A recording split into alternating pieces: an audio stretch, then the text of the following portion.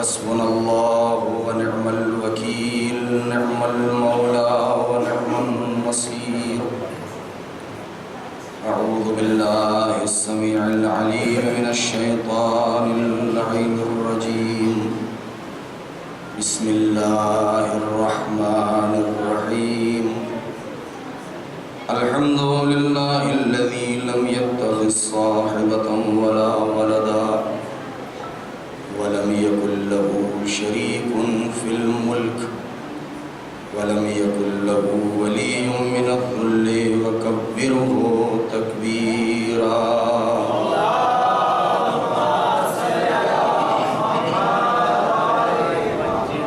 والصلاة والسلام والتحية والإكرام على النبي الأمي المكي المدني القرشي الهاشمي الأبطحي سيدنا ومولانا ومقتدانا وهادينا أبي القاسم محمد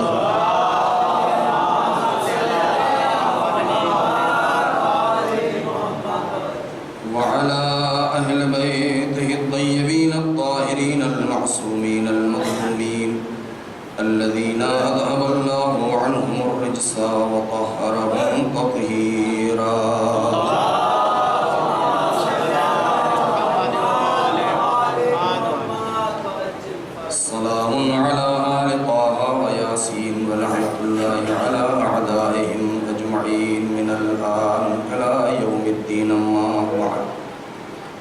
وقد قال أبا عبد الله الحسين عليه السلام الناس عبيد الدنيا والدين لعب على ألسنتهم يعيطونه ما ضرت معايشهم فإذا محسوا بالبلاء قل الديان صلوات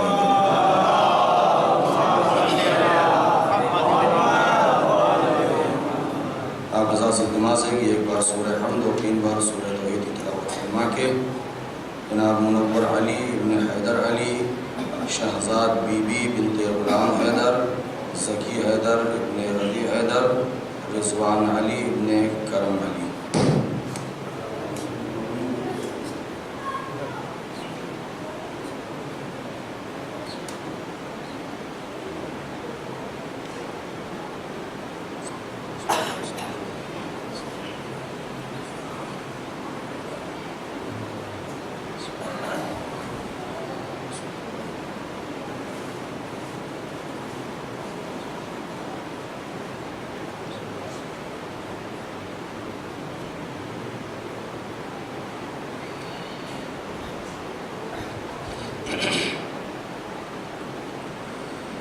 عزیزان محترم، سرکار سید الشہداء کے اس فقرے کے ذیل میں گفتگو کا سلسلہ شروع ہوا ہے، اس کے آج اس مرحلے میں جو باتیں آپ کے سامنے عرض کرنی ہیں، عنوان گفتگو آپ کے پیش نظر ہے عزاداری کا اصلی مفہوم اور مقصد کیا ہے۔ واقعاً موضوع بہت ہی وسیع ہے اور کافی وقت اس میں درکار ہے۔ بہت سی ایسی باتیں ہیں، بہت سی ایسی چیزیں ہیں کہ جس کو اس ضمن میں بیان کیا جا سکتا ہے کہ یہ فرش عزا، یہ مجلس اور یہ ماتم جہاں ایک طرف اس بات کو بیان کر رہا ہے اور اس بات کا ثبوت ہے کہ ہم اپنے آقا اور اپنے مولا سے بے انتہا محبت کرتے ہیں اور الفت رکھتے ہیں، اور صرف محبت اور الفت ہی نہیں بلکہ ہمارے یہ آنسو ہماری بخشش اور ہمارے نجات کا ذریعہ ہیں۔ لیکن یہ گریہ اور یہ ماتم اور یہ فرش عزا، اس کا مقصد اس سے کہیں وسیع ہے، اس کا مفہوم بہت زیادہ وسیع ہے۔ یہ ہماری تنگ نظری ہے، یہ ہماری کوتاہی ہے کہ جو ہم نے اسے محدود کر رکھا ہے کربلا کسی زمانے میں محدود نہیں رہی. کربلا ایک لامحدود مکتب کا نام ہے اور اسے لامحدود رہنا ہے لامحدود زمانے تک. یعنی جب تک قیامت نہیں آ جاتی تب تک یہ کربلا اسی طریقے سے زندہ ہے اور زندہ رہے گی. جب یہ کربلا اس کا پیغام اتنا عظیم ہے، اتنا وسیع ہے، تو ہمیں اس بات کا حق نہیں ہے کہ ہم اسے محدود کر دیں، کسی مذہب سے محدود کر دیں، کسی فرقے سے محدود کر دیں. یہ ہمارا امتیاز نہیں ہے. یہ آج جو باتیں میں عرض کر رہا ہوں جس کا نتیجہ میں انشاءاللہ اپنی آخری مجلس میں کل میں آپ کے حوالے کروں گا تاکہ ہمارے جوان اسے یاد رکھیں. اور وہ جو پہلے دن میں نے عرض کیا تھا کہ کربلا کو کسی مذہب، کسی مکتب سے محدود نہ کیا جائے. یہ بات بالکل سچ ہے کہ کربلا کے جتنے پیغامات ہیں، جتنے بھی میسیجز ہیں، جو بھی امام حسین علیہ السلام نے ہم سے فرمایا ہے، ہم اس کے حقدار ہیں. زیادہ تر اس لیے کہ ہم ان کے نقش قدم پر چلنے والے ہیں، ہم اپنے کو شیعان علی کہلانے والے ہیں. لیکن کربلا کا پیغام ایک ایسا پیغام ہے کہ جس میں مولا نے اپنے شیعوں کو بھی یاد کیا ہے. اور کئی روایتیں ہیں ایسی، جیسے رخصت آخر کے وقت جب آپ آئے ہیں سید سجاد کے سرحانے تو ان سے یہ فقرہ کہا تھا کہ میرے شیعوں کو میرا سلام کہہ دینا. اے عزادارو، ہم بول گئے اور آپ نے سن لیا اور ہم نے سن لیا. اس جملے میں کتنا وزن ہے، ہم نے کبھی غور کیا ہے اس بات پر؟ یعنی ایک حجت خدا عالم غربت میں، پردیس میں، پیاس کی شدت میں جب سارے انصار، سارے گود کے پالے شہید ہو گئے، تو وہ حجت خدا، وہ امام وقت اس زمانے کے محدود شیعوں کو نہیں، قیامت تک آنے والی پوری نسل کو یہ سلام کہلوا رہے ہیں. ہم اس سلام کی سنگینی کو سمجھ سکتے ہیں؟ کیا ہم اس سلام کے وزن کو برداشت کر سکتے ہیں؟ آج جس بات کی ضرورت ہے ہم یہ سمجھیں کہ اس سلام کا وزن کیا ہے، اس سلام کا مطلب کیا ہے. کیا امام نے اس لیے سلام کہلوایا تھا کہ ہم ان کی فرش عزا بچھا کے اور بیٹھ کے رونے لگے؟ اس میں کوئی شک نہیں ہے کہ یہ رونا ہماری پہچان ہے، محبت کی دلیل ہے، ہماری بخشش کا ذریعہ ہے. لیکن یہ سلام صرف رونے اور گریہ کرنے کے لیے نہیں ہے. یہ سلام اس لیے پہنچایا ہے کہ اے میرے چاہنے والوں، اتنا یاد رکھنا کہ میں نے تمہیں اپنے وقت آخر پیاس کی شدت میں اپنے گود کے بالوں کی میتوں کے درمیان کھڑے ہو کے بھی فراموش نہیں کیا ہے. تم بھی ہمیں بھول نہ جانا. کیا مطلب ہے؟ یعنی ہم صرف رو کے یاد نہ کریں، امام نے ایسے حالات میں ہمیں یاد کیا ہے، لہذا ہمارا فرض بنتا ہے کہ ہم ان کے مقصد کو یاد رکھیں کہ ان کا مقصد کیا تھا. یہ تو ایک مقصد کہ اپنے شیعوں کو شیعتی مہما شربتم ماء عصب فاذکرونی، یہ جملہ جو امام کی طرف منسوب ہے کہ جب جناب علی اصغر کی میت کو اپنے ہاتھوں پر لیے ہوئے ہیں، گلے پر تیر لگ چکا ہے، اس وقت فرما رہے ہیں یا تیر لگنے سے پہلے کہ اے میرے چاہنے والوں، اے میرے شیعوں، جب کبھی ٹھنڈا پانی پینا تو میری پیاس کو یاد کر لینا. یہ محبت، الفت، مودت کے بنیاد پر جو استوار ہے کہ ہمارے چاہنے والے، کہ جو ہماری نسل، ہماری ذریت آل محمد کے جو چاہنے والے ہیں، جب وہ اس مصیبت کو سنیں گے تو ان کی آنکھیں نم ہوں گی. یہ ایک پیغام. لیکن دوسرا پیغام، یا شیعۃ آل ابی سفیان ان لم یکن لکم دین فکونوا احرارا فی دنیاکم. یہ عالمی پیغام ہے. یہ دشمن کو مخاطب کر کے امام فرما رہے ہیں. کون ہے جو اپنے دشمن کو بھی آزادی کا پیغام دے رہا ہے؟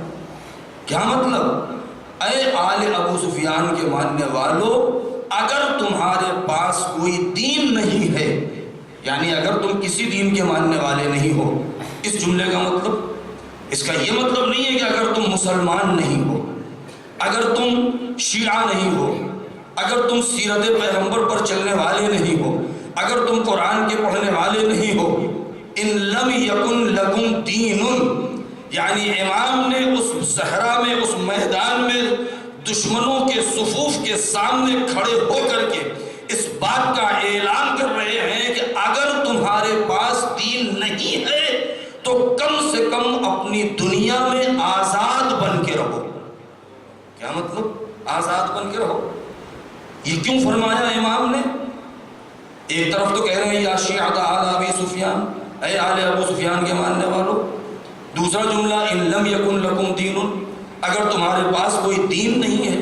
کیا مطلب ہے؟ وہ پہلے دن کا جملہ میں آپ کے حوالے کرنا چاہتا ہوں کہ دیندار کا لفظ کسی ایک مذہب، کسی ایک فرقے کے شریعت کے مطابق عمل کرنے والے انسان کو نہیں کہتے۔ ہر فرقہ، ہر مذہب، ہر مسلک کے ماننے والے جب اپنی شریعت کے مطیع اور فرما بردار ہوں گے تو انہیں اس مذہب کی نظر میں دیندار کہا جائے گا۔ اور اس کائنات میں بحث حق و باطل کی نہیں ہے، ہر انسان جو مکتب اور مذہب کا ماننے والا ہے وہ اسے حق مانتا ہے، اسی لیے اس کا تابع ہے۔ کیا مطلب امام کا؟ ان لم یکن لکم دین، اس کا مطلب یہ ہے کہ یہ تم جو پانی بند کر رہے ہو بچوں کے اوپر اور پانی کے اوپر پابندی لگا رہے ہو، یہ جو تم تیر چلا رہے ہو، ناحق کسی کا خون بہا رہے ہو، خیموں کو جلا رہے ہو، راستے میں قافلے کے اوپر حملہ کر رہے ہو، یہ کسی بھی دین کے اعتبار سے اور کسی دین کے مطابق نہیں ہے۔ اگر تم کسی بھی دین کو ماننے والے ہوتے تو کبھی کسی غریب کے اوپر ظلم نہ کرتے۔ اس کا مطلب کیا ہے؟ یعنی سارے مذاہب اور سارے مکاتب میں جو چیز مشترک ہے وہ یہ ہے کہ کوئی بھی دین ظلم کی دعوت نہیں دیتا ہے۔ امام کے کہنے کا مقصد یہ ہے کہ فَكُونُوا أَحْرَارًا فِي دُنْيَاكُمْ، تم اپنی دنیا میں، اپنی زندگی میں آزاد بن کے رہو۔ سید الشہداء کا ایک لقب کیا ہے؟ ابو الاحرار، آزاد لوگوں کے باپ۔ یہ سرکار سید الشہداء کا لقب ہے ابو الاحرار۔ کیوں ابو الاحرار کہا گیا ہے؟ کیوں حریت و آزادی کے سرتاج کا نام جو حسین ابن علی ہے، کیوں ان کو ابو الاحرار کہا؟ حریت کے درس کیوں دے رہے ہیں؟ آزاد ہونے کا پیغام کیوں دے رہے ہیں؟ دیکھیے دو فقرے ہیں دو معصوم سے، مجھے ان تفصیلات میں نہیں جانا۔ جناب سبت اکبر امام حسن مجتبی علیہ السلام کا جو فقرہ ہے،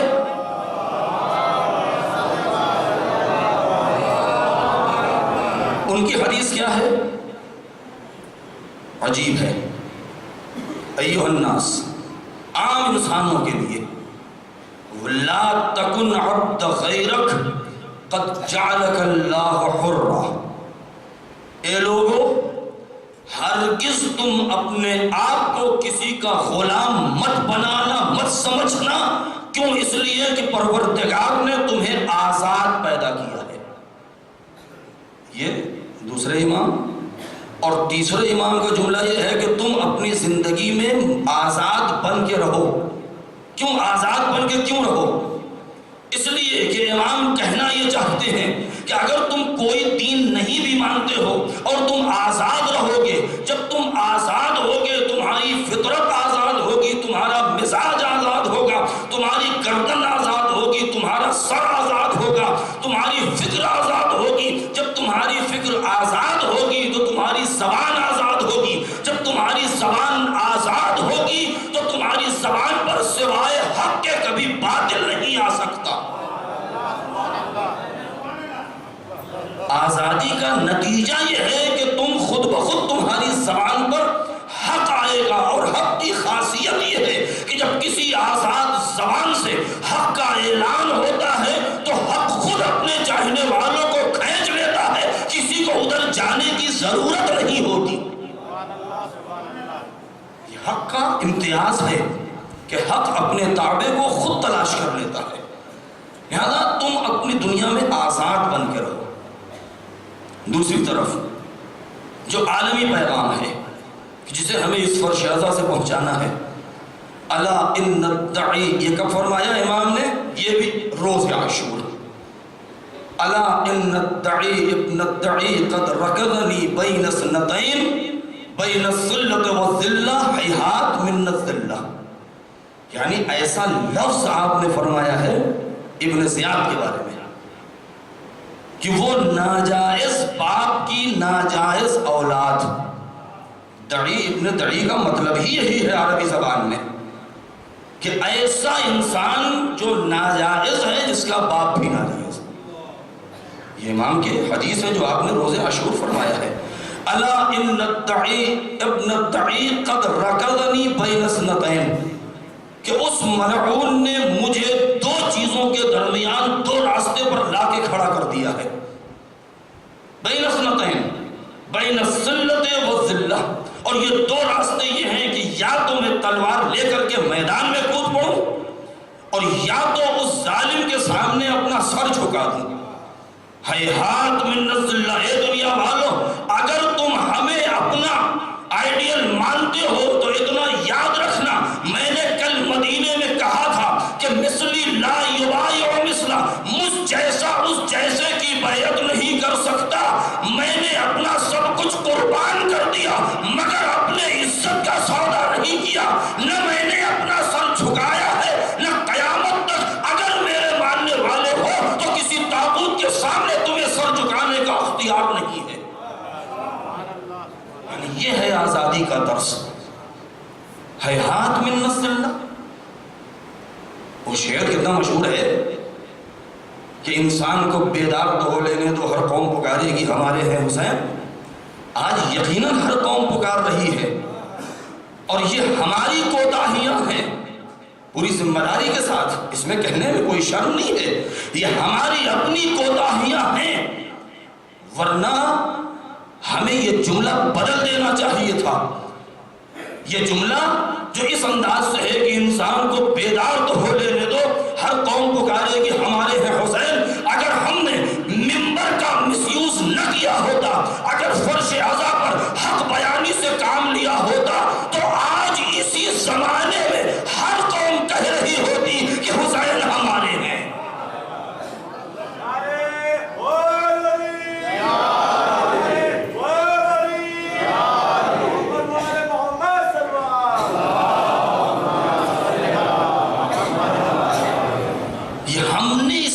نہیں کیا ہے صحیح، اب اس وقت ضرورت ہے کہ ممبر کا، فرش اعضا کا، مجلس کا، ماتم کا صحیح استعمال کیا جائے تاکہ جو دور چلے گئے ہیں ان کو بلایا جائے، جو قریب آ رہے ہیں ان کو بھگایا نہ جائے۔ کیوں؟ اس لیے کہ اگر ہم اپنی حق بات کہنا چاہتے ہیں تو پہلے قریب بلائیں تب تو ہم ان سے کوئی بات کہیں گے۔ حق کو پہنچانا ہے ہمیں، اتحاد قائم کرنا ہے ہمیں، اشتراک اور افتراق کو دور کرنا ہے ہمیں، انتشار نہیں پیدا کرنا ہے امت کے درمیان۔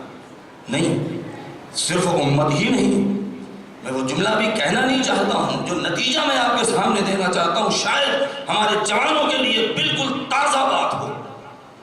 میں جملہ کہہ کے میں چھوڑ دوں گا تاکہ ہمارے بچے سوچتے رہے، میں اس پر کچھ نہیں بولوں گا۔ آج غور کریں، جو نظام قائم کیا ہے پروردگار عالم نے، بہت ٹھہر ٹھہر کے گفتگو کر رہا ہوں میں، جو نظام قائم کیا ہے پروردگار عالم نے، جناب آدم سے لے کر کے خاتم النبیین تک، اور اس کے بعد یہ ائمہ کا جو سلسلہ ہے، انبیاء ہیں، مرسلین ہیں اور ائمہ طاہرین ہیں، اور ائمہ طاہرین کے بعد پھر جو اس کی باغ دوڑ دی ہے علماء کی اور مجتہدین اور مراجع کرام کے ہاتھوں میں کہ پروردگار ان کا سایہ ہمارے سروں پر قائم رکھے، اس لیے کہ یہی وہ ہستیاں ہیں جو اقطاب عالم ہیں، کہ جو آج جن کے وجود سے یہ کائنات رکی ہوئی ہے، جو حجت خدا کا دفاع کر رہے ہیں، جو شریعت کے نگہبان ہیں، جو اسلام کے پہرادار ہیں۔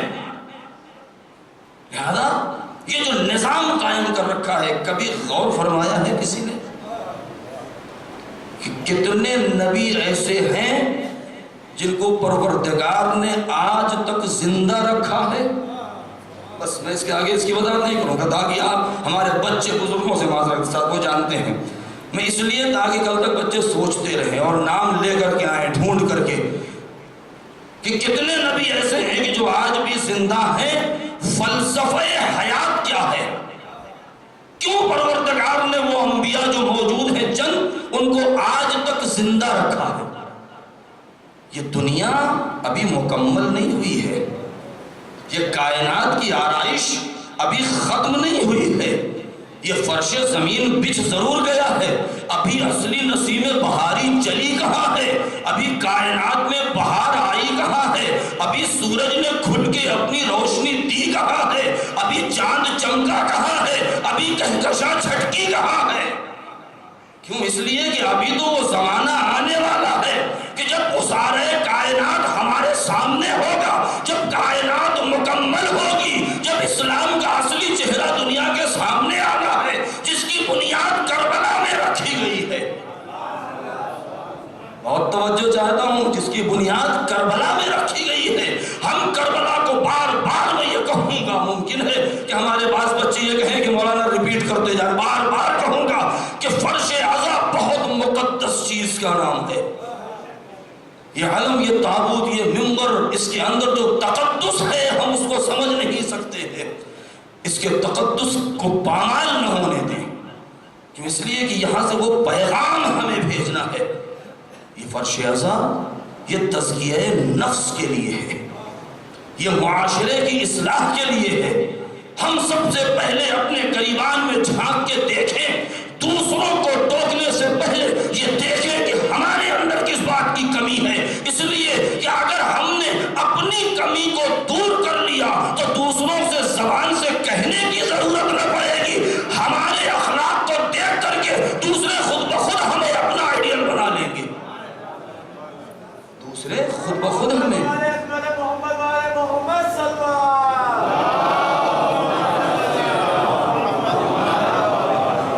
یہ ابھی آرائش کائنات مکمل نہیں ہوئی ہے.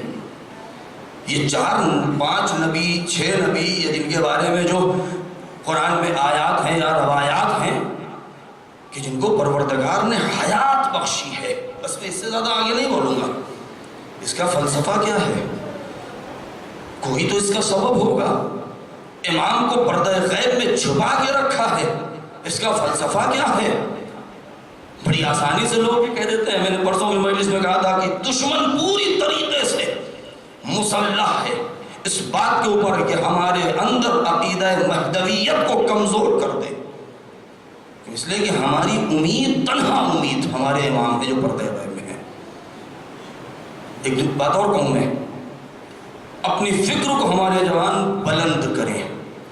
ضرورت ہے اب چھوٹی باتوں اور چھوٹی سوچ مت رکھیں، اس لیے کہ چھوٹی سوچ اور فکر محدود ہمیں کسی نتیجے تک نہیں پہنچائے گی.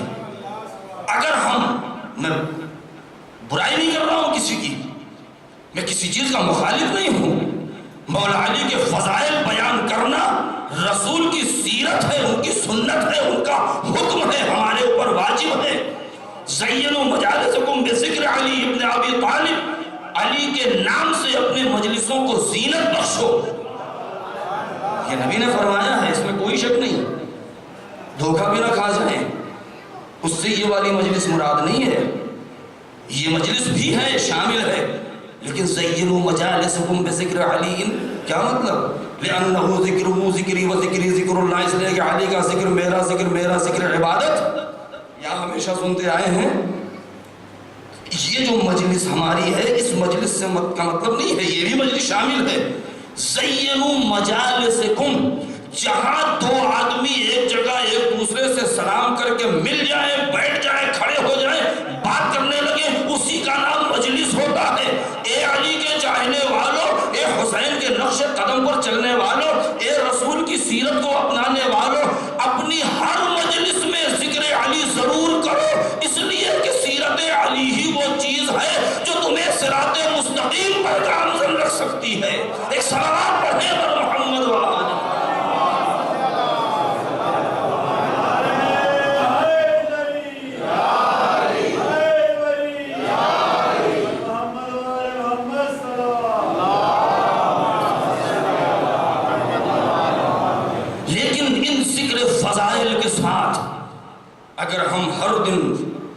فتح خیبر، فتح خندق، احد، بدر، حنین، جمل، نہروان، صفین اور اس میں شجاعتیں، اگر ہم صرف اسی کے اوپر ہم رک گئے تو یہ ہماری فکر محدود ہو گئی۔ ہمیں دیکھنا یہ ہوگا کہ یہ جو جنگیں ہیں، جو شجاعت کے جوہر مولا نے دکھائے ہیں، اس کے پیچھے راز کیا تھا، اس کے پیچھے مقصد کیا تھا، کیا مقصد تھا اس کے پیچھے۔ ورنہ مولا علی کی جو شجاعت تو ہے، اس میں تو کوئی شک ہی نہیں ہے۔ جس کے ایک اشارے کے اوپر ہلتی ہوئی زمین ٹھہر جائے، جس کے ایک اشارے پر سورج اپنا راستہ بدل دے، جس کے ایک اشارے پر، اس کے اختیار میں کیا نہیں ہے، پوری کائنات جس کے اختیار میں ہو۔ الگ الگ فضائل بیان کرنے سے بہتر تو یہی ہے کہ ہم یہ کہہ دیں، اے میرے مولا یہ کہکشانے کیا ہے، یہ تیرے نقش قدم کا سایہ ہے اور کچھ بھی نہیں۔ جو دائرہ نقطہ دائرۃ الوجود ہو، جس کے اس نقطے اور نور اول سے پروردگار نے پوری کائنات کو مشتق کیا ہو، اس سے بڑھ کے کون ہو سکتا ہے؟ لیکن ضرورت اس بات کی ہے کہ ہم وہ پیغام پہنچائیں۔ عمرو بن عبدود کے مقابلے میں گئے، سنا آپ نے، اس نے گستاخی کیا، سینے سے اتر آئے۔ نبی سب کو کہتے رہے لیکن لوگ نہیں گئے، اس لیے کہ اس کا نام مشہور تھا، فارس یلیل تھا، 1000 کے مقابلے میں لڑنے والا تھا۔ مولا علی اس کے مقابلے میں چلے گئے، 2-4 باتیں بھی ہوئیں کہ تو گھوڑے پر ہے، میں پیدل ہوں وغیرہ، یہ ساری چیزیں آپ سنتے آئے ہیں۔ لیکن اس کے بعد مولا علی نے جو اسے قتل کیا ہے، اور رسول نے جو قصیدہ پڑھا ہے کہ آج کل ایمان کل کفر کے مقابلے میں جا رہا ہے۔ سمجھنے کی بات یہ ہے کہ علی کو کل ایمان کس بنیاد پر کہا گیا ہے، سامنے والے کو کل کفر کس بنیاد پر کہا گیا ہے، ورنہ کل ایمان ہے۔ تاریخ کہتی ہے کہ جب مولا علی نے عمرو بن عبدود کو قتل کر دیا ہے تو بعض اصحاب نے رسول سے پوچھ کے اس کی جو تفسیر کی ہے کہ یا رسول اللہ یہ کل ایمان اور کل کفر کا مطلب کیا ہے، تو پیغمبر نے کیا فرمایا تھا؟ کیونکہ دیکھیے معصوم کے اوپر واجب ہوتا ہے کہ سامنے والے کے ذہن کی سطح کو سمجھ کے اسی کے سمجھ کے اعتبار سے گفتگو کرے۔ نبی نے کیا فرمایا کہ جیسے ہی علی نے عمرو بن عبدود کو قتل کیا ہے، پوری کائنات میں صاحبان ایمان کا کوئی ایک گھر ایسا نہیں تھا جہاں خوشی نہ منائی گئی ہو، مشرکین کا کوئی ایسا گھر نہیں تھا جہاں غم نہ منایا گیا ہو۔ لیکن یہ بات تو صحیح ہے، لیکن ہمیں دیکھنا یہ ہے کہ ہمیں اس فرش ازا سے کون سا میسج پہنچانا ہے۔ کیونکہ بعض باتیں متفرقات میں سے آ جاتی ہیں، لیکن ضرورت ہے کہنے کی۔ غالباً کل میں نے اس کو دوبارہ ریپیٹ کیا تھا، پرسوں اصل بات کہی تھی کہ امام زین العابدین علیہ السلام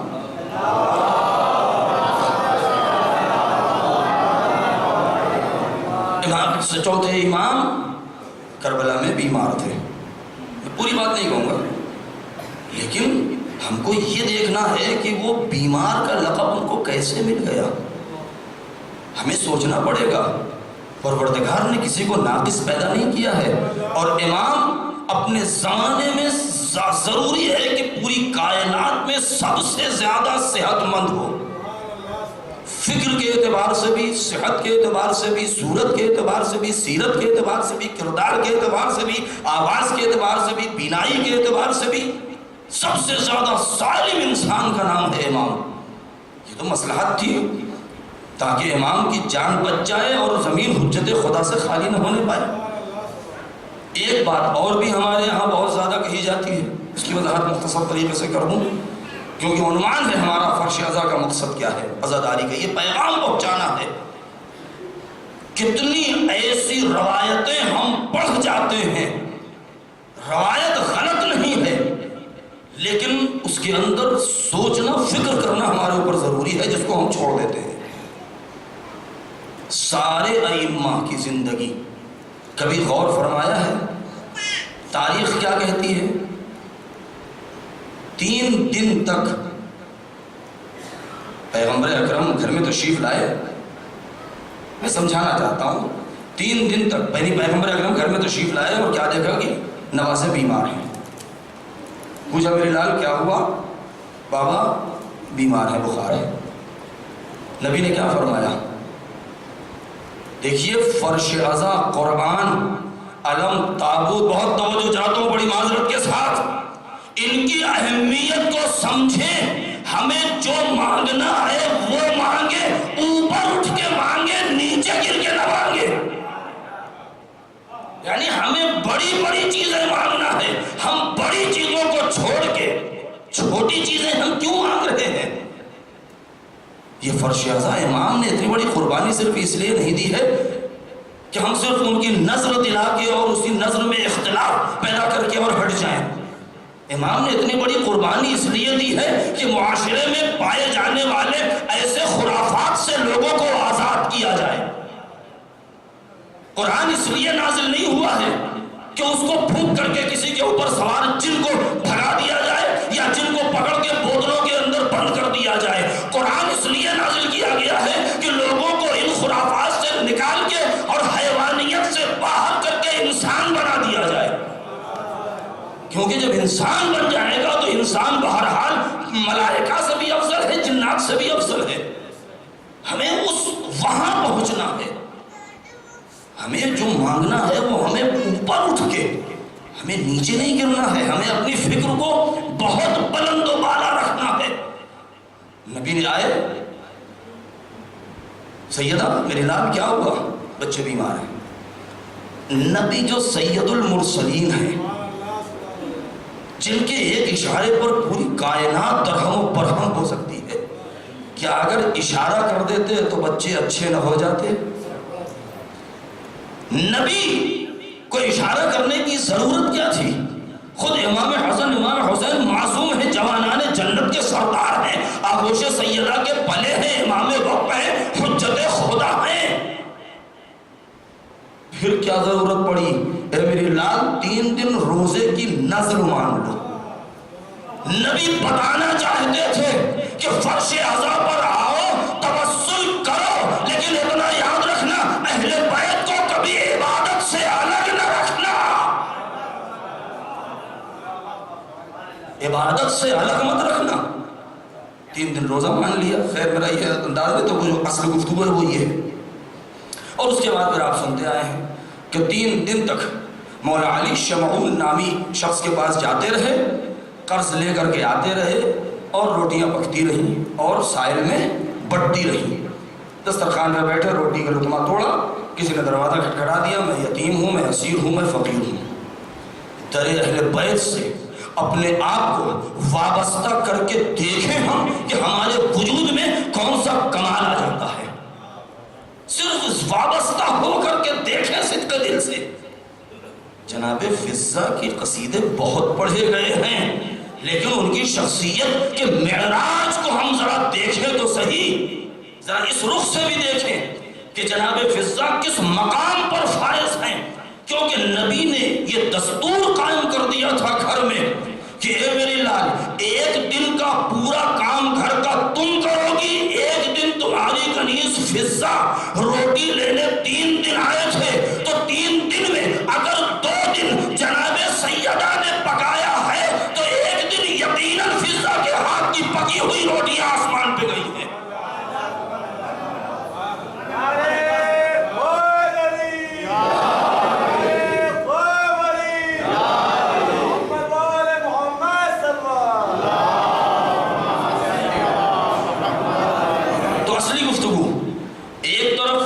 چوتھے امام کی بیماری، اور دوسری طرف جب مولا علی کی شجاعت کا تذکرہ ہوتا ہے، ان کی قناعت کا، تو لوگ معاذ اللہ کیا کہتے ہیں، بعض حقائق ہیں اس میں کہ اتنی سوکھی روٹیاں تھیں کہ بڑی مشکل سے گھٹنا لگا کے توڑتے تھے معاذ اللہ۔ کیا یہ حق ہے؟ سوچیں اس بات کے اوپر، غور کریں۔ سوکھی روٹیاں کھائی ہیں مولا علی نے، اس میں کوئی شک نہیں ہے، وہ واقعہ بھی آپ نے سنا ہے اور وہ واقعہ سچ ہے کہ جب ایک سائل، ایک شخص مدینے کے باہر آ رہا ہے، بہت بھوکا، بہت پیاسا ہے، بچوں کے لیے ہمارے بزرگوں نے سنا ہوگا، بہت بھوکا ہے، بہت پیاسا ہے۔ دیکھا کہ ایک شخص ہے کہ جو ایک کھجور کے پیڑ سے دوسرے کھجور کے پیڑ تک نالی بنا رہا ہے، راستہ بنا رہا ہے پانی کے لیے۔ آیا کہا بندہ خدا بہت بھوک لگی ہے، اگر کچھ ہو تو میں مر جاؤں گا، مجھے دے دے۔ کیا کہا؟ جا فلاں پیڑ کے نیچے میری گٹھری رکھی ہوئی ہے، اس میں کچھ روٹیاں ہیں، کھا لے۔ روٹیاں گٹھری کھولی اس نے اور کھانے کی کوشش کی، نہیں کھا سکا، اسے اچھی نہیں لگی، بہت روٹیاں سوکھی تھیں، لہٰذا اس نے وہیں پر بند کر دیا اور تھوڑا سا پانی پیا اور آنے کے بعد شکریہ ادا کیا کہ اے بندہ خدا تیرا شکریہ، تیرا احسان کہ تو نے اپنی روٹی مجھے دی، لیکن وہ روٹی اچھی نہیں تھی، مجھ سے کھاتے نہیں بنا، میں نہیں کھا سکا۔ کیا کہا؟ کہا تجھے اچھا کھانا چاہیے تو چلا جا شہر کے اندر اور فلاں محلے کا نام پوچھ کر کے فلاں دروازے پر چلا جا، رنگین دسترخوان لگا ہے، جتنا دل چاہے کھا لے، جتنا لے جانا ہو لے جا۔ شخص پہنچ گیا، خزا کی خوشبو پھیلی ہوئی ہے فضا میں، پوچھنے کی ضرورت ہی نہیں پڑی، سونگتے سونگتے پہنچ گیا اور کیا دیکھا کہ عظیم دسترخوان لگا ہوا ہے، عظیم دسترخوان لگا ہے۔ دیکھ کے کہ کوئی دیکھ نہ رہا، وہ بیٹھ گیا ایک جگہ پر، کھانا شروع ہو گیا، غلاموں کو حکم ہوا، اس کے سامنے رنگین غذائیں لگا دی گئیں۔ کھا رہا ہے کہ اچانک اسے کچھ یاد آیا اور لقمہ کھا رہا ہے اور چپکے سے کچھ غذائیں اپنی اس گٹھری میں رکھ رہا ہے کہ کوئی دیکھنے نہ پائے۔ ایک جوان کی نظر پڑی، مسکراتے ہوئے کیا کہا؟ اے بندہ خدا، تجھے جتنا کھانا ہے کھا لے، تکلف کرنے کی، شرمانے کی ضرورت نہیں ہے، تجھے جتنا چاہیے بتا دے، سامان کھانا پیک کر دیا جائے گا، باندھ دیا جائے گا، اپنے ساتھ لے کے چلا جا۔ کیا جواب دیا اس نے؟ شرما گیا، ڈر گیا، مجھے معاف کیجئے گا، میں چور نہیں ہوں، میں کھانا چوری نہیں کر رہا تھا، میں اپنے لیے نہیں لے جا رہا تھا، ابھی شہر کے باہر میں نے ایک انسان کو دیکھا ہے کہ جو مجھ سے بھی زیادہ بھوکا ہے اور اس کے پاس کھانے کے لیے روٹیاں نہیں ہیں۔ اس جوان نے کیا کہا؟ لبوں پر مسکراہٹ ہے، کہا اے بندے خدا، تو اس کی فکر نہ کر، جس کو تو نے ابھی باغ میں دیکھا ہے یہ اسی کا سجایا ہوا دسترخوان ہے۔ اس واقعے سے ہم نے کیا سمجھا؟ یہ اسی کا سجایا ہوا دسترخوان ہے۔ ہم کہہ دیتے ہیں کہ بچے فاقوں میں تھے، مولا علی غریب تھے، بوریے پر بیٹھتے تھے، فقر و فلاکت کی زندگی تھی، کھانے کے لیے نہیں تھا۔ اس فضیلت کو اور اس رخ کو بیان کریں تو ساتھ میں یہ بھی دیکھیں کہ اگر اتنے غریب تھے تو رات کے اندھیرے میں یہ روٹیوں کا کٹھر پیٹھ پر لے کر کے کیسے جا رہے تھے؟ ہمیں یہ بھی دیکھنا ہوگا ساتھ میں کہ اگر اتنے بھوکے اور اتنے غریب اور فقیر تھے، معاذ اللہ، اہل بیت غریب نہیں تھے، اہل بیت فقیر نہیں تھے، اہل بیت مسکین نہیں تھے، اہل بیت نے اپنا طرز زندگی ایسا پیش کیا تھا کہ امیروں کے غرور کو توڑا جائے، غریبوں کو حوصلہ زندگی عطا کیا جائے۔ ایک صلوات پڑھے اور محمد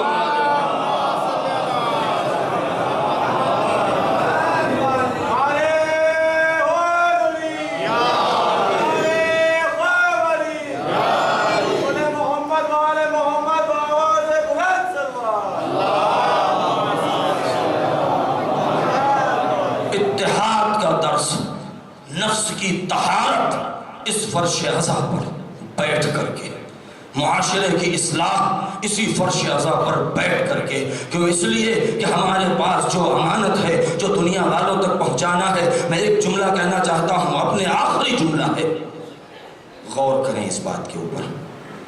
دنیا میں جتنے بھی قومیں ہیں، جتنے بھی فرقے ہیں، جتنے بھی مسلک اور مذاہب ہیں، سوچیں اس بات پر، کیا کسی کے پاس اتنا بڑا سرمایہ ہے جو ہمارے پاس ہے؟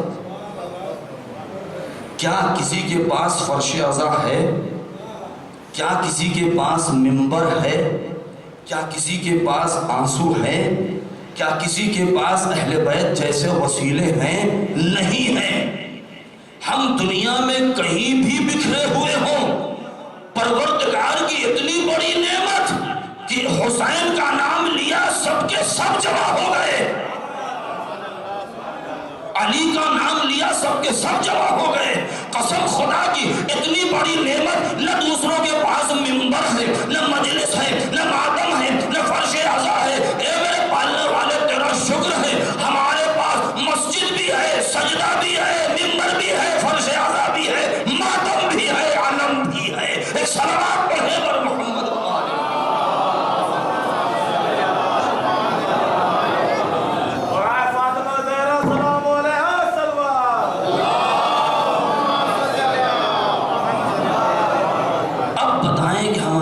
پاس کیا نہیں ہے اپنے پیغام کو پہنچانے کے لیے.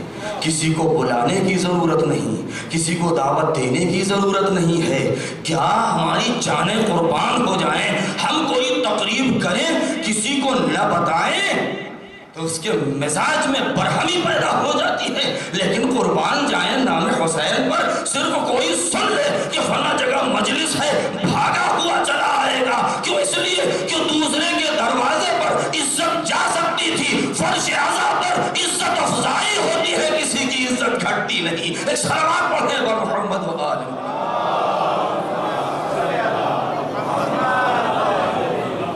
کیوں؟ وہ عزیز گھرانہ, وہ مقدس بارگاہ جہاں پر ہم اور آپ بیٹھے ہیں. اے میرے دوستوں, اے میرے بزرگوں, اے میرے بچوں, زیارت میں بعض ایسے جملے ہیں کہ جن کا ترجمہ ممکن نہیں ہوتا, جو مصیبتیں بیان کی گئی ہیں. آج کے اس زمانے میں اماری کے اوپر بیٹھ کے چلنا بھی بہت دشوار ہے. ذرا سوچیں, بے کجاوا اونٹوں پر, جس پر کجاوا نہیں ہے, اماری نہیں ہے, اس پر بیٹھ کر کے کس تیز رفتاری سے اونٹوں کو دوڑایا گیا تھا, تصور نہیں کر سکتے ہیں ہم. اونٹ کی پشت کو دیکھیں. یہی وجہ ہے کہ زینب کبھی اپنے کو دیکھتی تھی, کبھی اونٹ کے پشت کی بلندی کو دیکھتی تھی. اے بھیا, زینب نے آپ کو سوار کر دیا تھا. اے بھیا, زینب کیسے سوار ہو؟ شاید یہی وجہ تھی کہ 28 رجب کو ثانی زہرا نے عباس کے بازوؤں کو تھام کے یہی کہا تھا, اے بھیا, جس شان سے لے کے جا رہے ہو اسی شان سے واپس لانا. کیا یہ ارمان پورا ہوا؟ نہیں پورا ہوا. کربلا سے کوفے تک خدا آپ کو توفیق سے نوازے, 40 میں جائیں زیارت کرنے کے لیے, یا کبھی زیارت کرنے جائیں تو اس راستے سے گزریں کہ جس راستے سے یہ لٹا ہوا قافلہ کوفے پہنچا ہے. میں بتاؤں آپ کو, عمر سعد یعنی سعد ابن ابی وقاص کا بیٹا حسین کو قتل کرنے پر کیوں آمادہ ہوا تھا, بہت لمبی داستان ہے. لیکن آخری بات جو تھی وہ یہ تھی کہ اسے رے کی حکومت دے دی جائے گی. رے کہاں ہے؟ ایران میں, تہران کا ایک حصہ ہے جو آج بھی رے کے نام سے ہے, جو پرانے زمانے میں بہت بڑی حکومت کہ جس کی حکومت ہند اور سندھ اور افغانستان اور ایران اور عرب کے بعض علاقے پورے شامل تھے رے کی حکومت میں. کیوں؟ پوری دنیا میں بڑے بڑے جو امپراٹور اور بڑے بڑے جو بادشاہ گزرے ہیں, ہر ایک کی نظر اس رے کی حکومت پر رہی ہے. لہذا ہر انسان اس بات سے دور بھاگ رہا تھا کہ اپنا ہاتھ خون حسین سے رنگین کرے. عمر سعد کس بات پر راضی ہوا تھا کہ تجھے رے کی حکومت دے دی جائے گی. امام نے کیا فرمایا تھا؟ وہ خطبہ آخر جو امام نے دیا ہے, جو آج بھی کربلا کی سرزمین پر ایک گلی کے اندر وہ جگہ ہے جہاں لکھا ہوا ہے کہ یہ وہ مقام ہے جہاں حسین کی گفتگو ہوئی ہے عمر سعد سے. امام نے کہا تھا, اے عمر سعد, مجھے معلوم ہے تو مجھے کیوں قتل کرنا چاہتا ہے. اتنا یاد رکھ کہ رے کی حکومت تو کیا, تجھے رے کے گندم کا ایک دانہ نصیب نہیں ہوا. امام نے پہلے ہی کہہ دیا تھا اور وہی ہوا.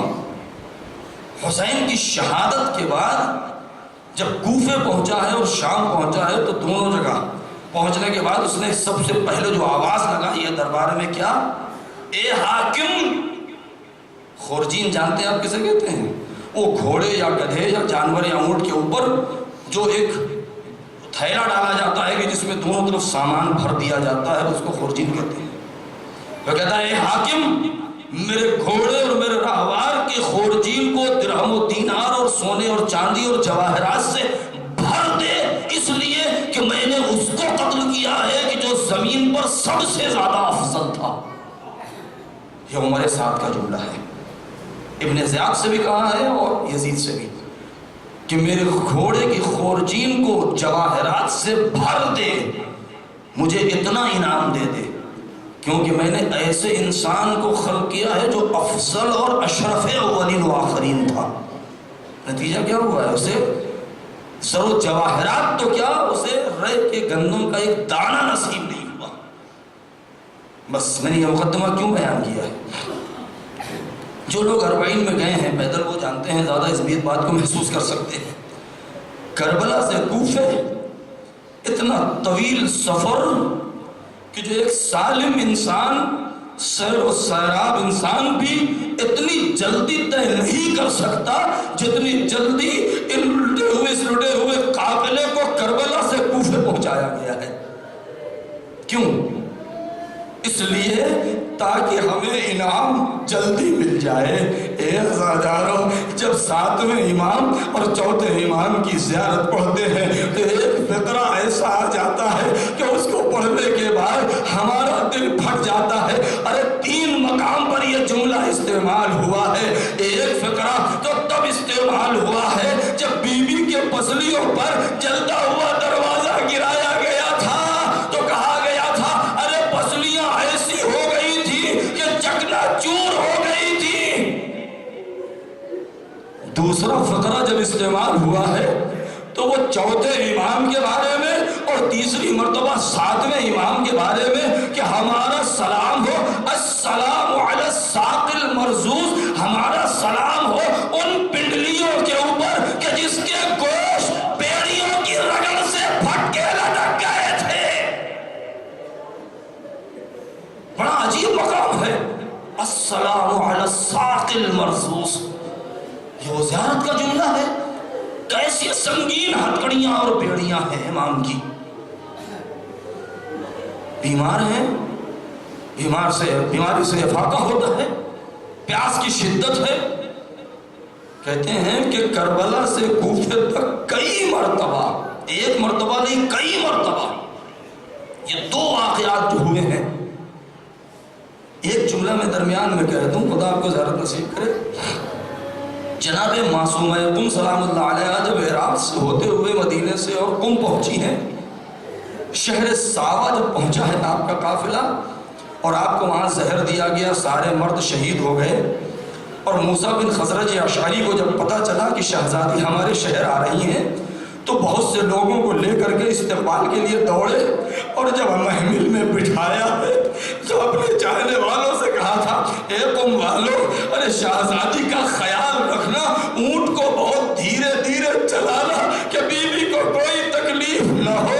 ہائے زینب کبریٰ، ہائے وہ بیویاں اونٹوں کو اتنی تیزی سے چلایا کہ چھوٹے چھوٹے بچے ماں کی گود سے گر کے تڑپتے رہے، قافلہ روکا نہ گیا۔ یہی وجہ ہے کہ کوفہ و کربلا کے درمیان کتنی تربتیں بنی ہیں۔ وہ نونہال قافلہ حسینی کو کہ جو اونٹ کی پشت سے گر کے شہید ہو گئے۔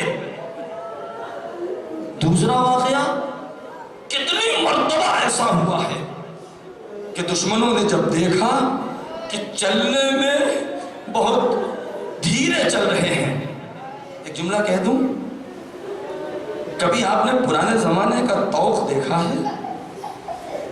آج بھی اس زمانے کے طوق بہت سے میوزیم میں رکھے ہوئے ہیں، بہت سی کتابوں میں اس کی تصویریں موجود ہیں۔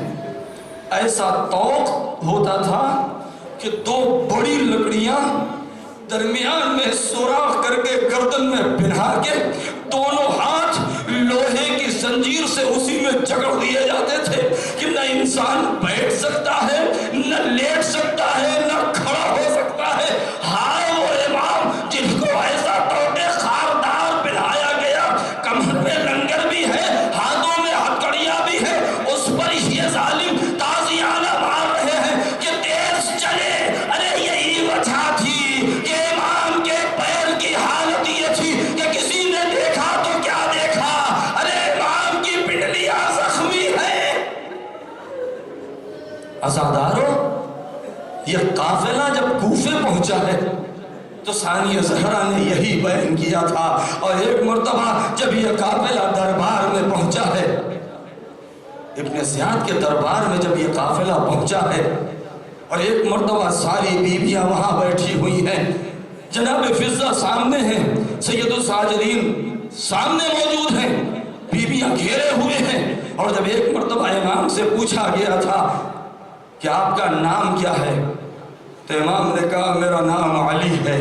دوبارہ پوچھا، کہا میرا نام علی ہے۔ کہا کربلا میں کیا شہید نہیں ہوئے؟ کہا وہ میرا بھائی علی تھا۔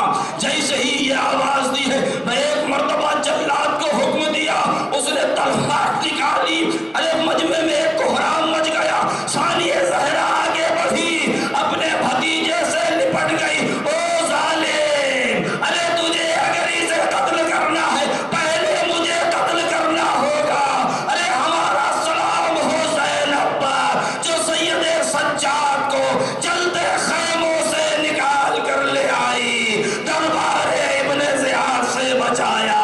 اے زینب کے دل پر کیا بیتی ہوگی، عجب نہیں نجف کا رخ کیا ہو، اے میرے بابا علی مرتضیٰ، ارے یہ وہی کوفہ ہے، آپ کی بیٹی تنہا ہے، ظالموں کا ہجوم ہے، وَسَيَعْلَمُ الَّذِينَ ظَلَمُوا أَيَّ مُنقَلَبٍ يَنقَلِبُونَ۔ الہی بحق الزہراء وابیہا وبعلہا وبنیہا والسر المستودع فیہا، پالنے والے ہمارے اس مختصر سے عمل کو قبول فرما، پروردگار شہزادی کونین کو ہم سے راضی فرما، پروردگار ہمیں اس فرش عزا کے تقدس کو سمجھنے کی توفیق مرحمت فرما، ہمیں اہل بیت کا حقیقی محب اور عزادار بنا دے، پروردگار جو مریض ہیں ان کو شفا مرحمت فرما، جو بے اولاد ان کو صاحب اولاد فرما، ہمارے امام کے ظہور میں تعجیل فرما، ہمیں ان کے مددگاروں میں شمار فرما، ماتم حسین۔